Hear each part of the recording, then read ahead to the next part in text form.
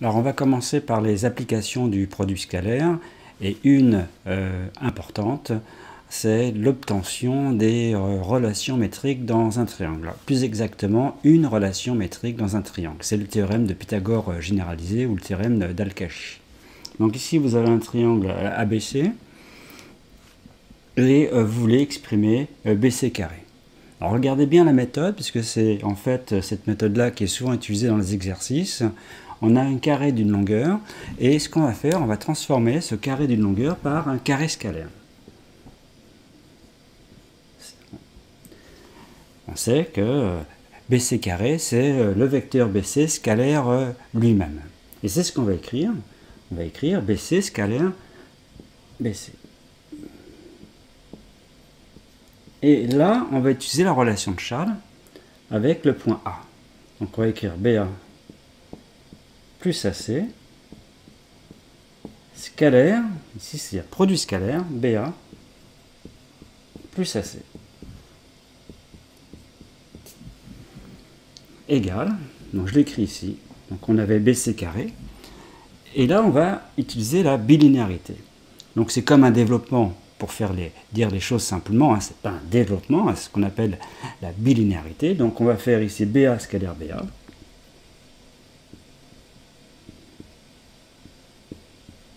Ensuite BA scalaire AC.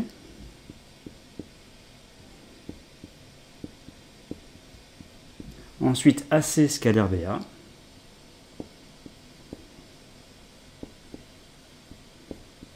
Et pour finir, AC scalaire AC.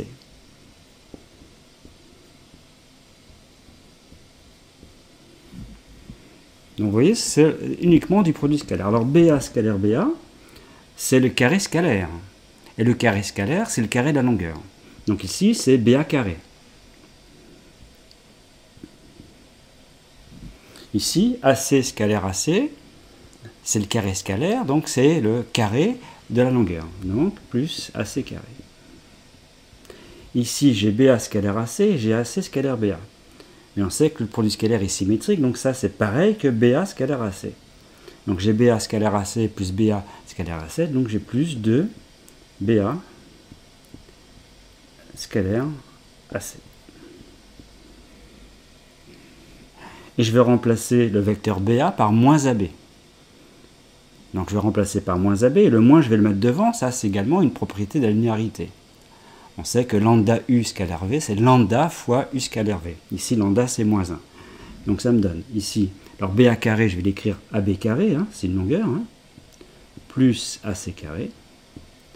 Donc ici, je remplace BA par moins AB, donc ça fait moins 2AB scalaire AC.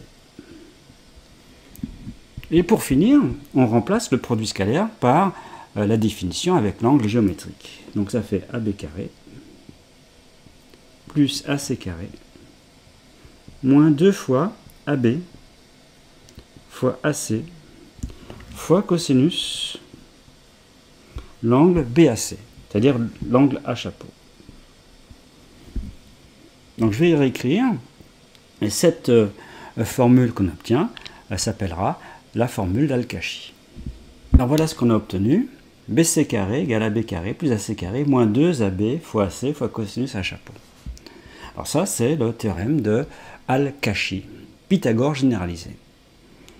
Alors, pourquoi Pythagore généralisé? Parce que, imaginez ici qu'il y a un angle droit, ici, que en A chapeau soit pi sur 2, donc ici le cosinus, ça vaut donc 0, cosinus pi sur 2 c'est 0, donc on obtient que BC carré, c'est AB carré plus AC carré. Et ça, c'est le théorème de Pythagore. Donc vous voyez ici, c'est le théorème de Pythagore généralisé, puisqu'ici, il y a une formule qui commence par le théorème de Pythagore classique, et il y a ce terme-là qui est rajouté, parce qu'ici, il y a l'angle A qui intervient, qui peut être pi sur 2, mais qui peut être aigu ou qui peut être obtus. Alors il y a une convention d'écriture, ici, les angles ici au sommet, bah, ça se note comme ça, A chapeau, c'est cet angle-là, B chapeau, C chapeau, et on met ici les minuscules pour les côtés opposés au sommet. Petit a, le côté opposé à grand A, petit b, le côté opposé à grand B, ici petit c. Et en faisant ça, on obtient comme formule A carré égale, donc AB carré, c'est ici C carré, AC carré, c'est B carré. Donc ici, ça fait B carré plus C carré, moins 2. Alors AB, c'est CB, donc on va écrire BC, cosinus A chapeau. Hein, ici, le AC carré, c'est le B carré, le AB carré, c'est le C carré, le AB, ici, AB, c'est C, et AC, c'est B. Donc ça, c'est Pythagore généralisé. Ça, c'est la première relation métrique dans un triangle qui est utilisée. Alors, il y en a une deuxième que je vais démontrer, et on va voir à quoi servent ces relations métriques. Alors, la deuxième relation métrique également importante, c'est la formule des sinus. Alors, cette formule-là a été démontrée à l'aide des nombres complexes, hein, donc on fait ça en terminale, en maths experte, mais là on va le faire avec de la trigonométrie. Alors ça n'utilise pas le produit scalaire en fait. Ici, on va exprimer l'aire du triangle ABC. Donc ici, en prenant comme base BC, c'est-à-dire petit a. Donc premier cas, ici vous voyez l'angle B chapeau, il est aigu. B chapeau aigu. Donc quand B chapeau est aigu, on sait que l'aire, donc j'appelle A, l'aire hein, de ce triangle, c'est 1/2 fois A fois la hauteur ici H, fois H.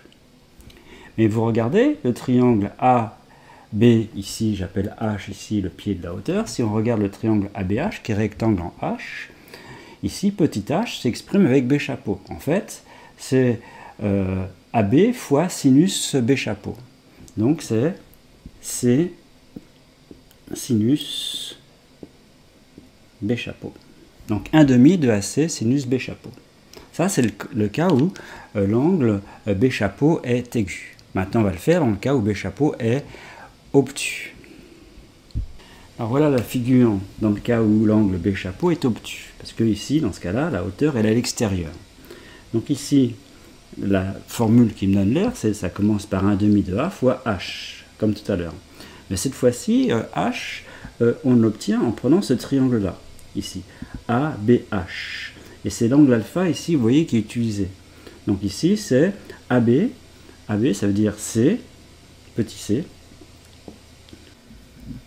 C'est sinus, cette fois-ci, alpha.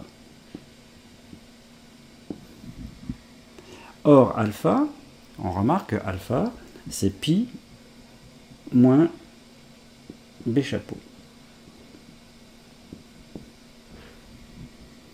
Mais sinus pi moins B chapeau, on sait que c'est la même chose que sinus B chapeau. Ça, c'est une formule de trigonométrie. Hein. On peut le faire, hein, si vous voulez, en fait, rapidement. Hein. On fait le cercle trigonométrique. Hein. Je fais un petit rappel rapide. Ici, je mets x, l'angle x, donc c'est une mesure orientée. Ici, donc j'ai un point associé à x.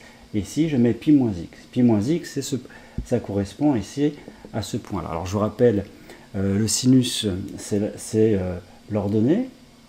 Donc, vous voyez bien qu'en prenant x ici, le point associé à x et le point associé à pi moins x, même ordonnée. Donc, même sinus. Et vous voyez que les abscisses sont opposées. Ça veut dire cosinus pi moins x est moins cosinus x. Par contre, sinus pi moins x, c'est la même chose que sinus x. Donc ici, ça donne ici sinus bêta. Sinus B chapeau. C'est pas bêta, c'est B chapeau. Donc voilà comme formule obtenue dans le cas où l'angle B chapeau est obtus. Donc c'est la même que quand B chapeau est aigu. Donc on a une formule pour l'aire. Et évidemment, donc on obtient que l'aire c'est ça, en partant ici de l'angle B chapeau, mais par un même raisonnement, on obtiendrait 1/2 de AB, donc ici sinus C chapeau, et ce serait également 1/2 donc de BC sinus A chapeau. Donc ici, vous avez trois façons d'exprimer l'aire du triangle ABC. 1/2 de BC sinus A, 1/2 de AC sinus B, 1/2 de AB sinus C. Et que va-t-on faire ici sur ces trois termes, c'est-à-dire sur ces deux égalités? On va déjà simplifier, donc ça c'est l'aire, hein? Donc on va déjà simplifier par 1/2. Donc on a également ces égalités. Et on va tout diviser par ABC. Donc on va tout diviser par le produit ABC. Donc je divise ça par ABC, je divise ça par ABC, et je divise ça par ABC. Alors vous voyez qu'en divisant par ABC ici, qu'est-ce qui reste ici? Il reste sinus A sur A, ici il reste sinus B sur B, ici il reste sinus C sur C. Donc on obtient comme deuxième formule, que je vais écrire ici. Alors voilà, donc j'ai réécrit tout, donc formule des sinus, et ici j'ai écrit le théorème de Pythagore généralisé. Donc là on était parti de petit a, et là en partant de petit b, là en partant de petit c.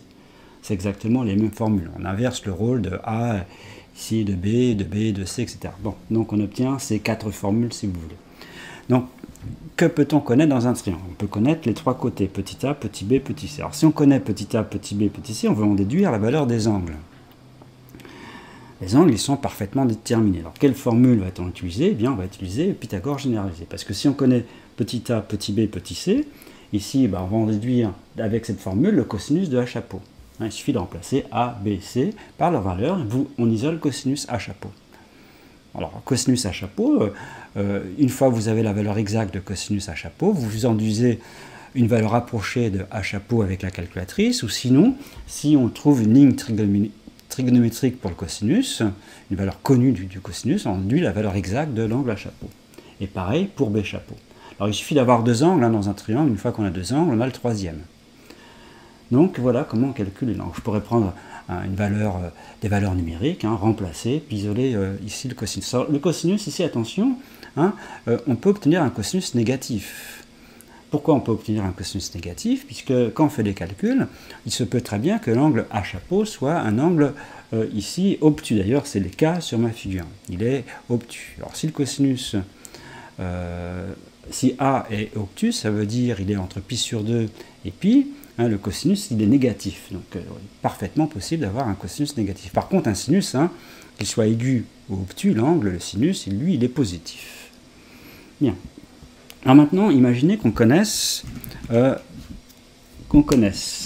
2 longueurs sur les 3 et un angle. 2 longueurs et un angle déterminent complètement le triangle. Si je connais A, B et l'angle C, c'est chapeau. Alors, on aurait envie d'utiliser la formule des sinus. Vous voyez, il y a petit a, petit b, mais ici, il y a sinus C. Ça, c'est connu. On connaît ça, ça et ça. Bon, ça ne nous servira pas, donc ici, la formule des sinus ne nous sert pas. Ça nous servirait, par exemple, si on avait B. Si on avait B, c'est ce que je donnerais comme exemple, si on avait petit b, ici, B chapeau, bien, effectivement, c'est la formule des sinus qu'on utiliserait. Dans le cas présent, ce n'est pas celle-ci. Donc, si on connaît petit a, petit b, et on connaît ces chapeaux, alors, qu'est-ce qu'on en veut utiliser? Cette formule-là. On connaît petit a, petit b, et ces chapeaux. C'est exactement cette formule-là qu'on utilisera. Donc une fois qu'on a A, B et ces chapeaux, on utilise cette formule-là et ça permet d'obtenir C, C carré, et donc C. Bien. Et donc une fois que vous avez A, B, C, eh bien, vous pouvez par exemple, puisqu'on connaît ces chapeaux, vous connaissez donc les 3 longueurs, et donc vous pouvez utiliser cette formule-là pour avoir l'angle ici qui reste à chapeau. Et donc, vous avez 2 angles, du coup, vous avez le 3e. Donc, vous voyez, déjà dans ces 2 premiers cas, 2 premiers exemples, ce sont ces formules d'Al-Kashi qui sont utilisées. Alors, d'autres cas, imaginez que ce soit A, ici on connaisse C, toujours l'angle C, et cette fois-ci on connaît B, C et C chapeaux. Alors, à partir du moment où on connaît C chapeaux et C, c'est-à-dire quand on connaît une longueur et l'angle opposé, c'est plutôt la formule des sinus qui sera utilisée. Dans le cas présent. Pourquoi? Parce que vous voyez, on a C et C chapeaux connus, donc on connaît ce quotient. Ce quotient est parfaitement déterminé. Et on connaît petit b. Donc vous voyez, on connaît petit b. Donc si on connaît petit b, on va en déduire quoi? En prenant cette égalité, on fait les produits en croix, on va en déduire sinus b chapeau. Une fois qu'on a sinus b chapeau, on en déduit la valeur de b chapeau. Et ensuite, qu'est-ce qu'on va faire donc, pour obtenir petit a? Eh bien, si on connaît B chapeau, eh bien, on en déduit A chapeau, puisqu'on connaît 2 angles, donc on en déduit le 3e. Donc on connaît ce sinus, et on en déduira ici après petit a. Alors maintenant, si je connais 2 angles et une longueur seulement, eh bien, ça sera la formule des sinus qui sera utilisée. Parce que si je connais deux angles, par exemple, si je connais A chapeau et B chapeau, eh bien, du coup, j'en déduis ces chapeaux. Donc, connaître deux angles, c'est connaître les trois. Donc, je connais en fait les trois angles. Ça revient à dire que je connais les trois angles. Mais si je connais les trois angles et que je connais, par exemple, cette longueur, avec cette formule-là, j'en déduis B. Et avec cette égalité-là, j'en déduis C. Donc, cette formule de sinus me permet, à partir de la connaissance de deux angles et d'une longueur, d'obtenir là les valeurs exactes, des deux autres longueurs. Alors ça va être la clé des exercices de triangulation.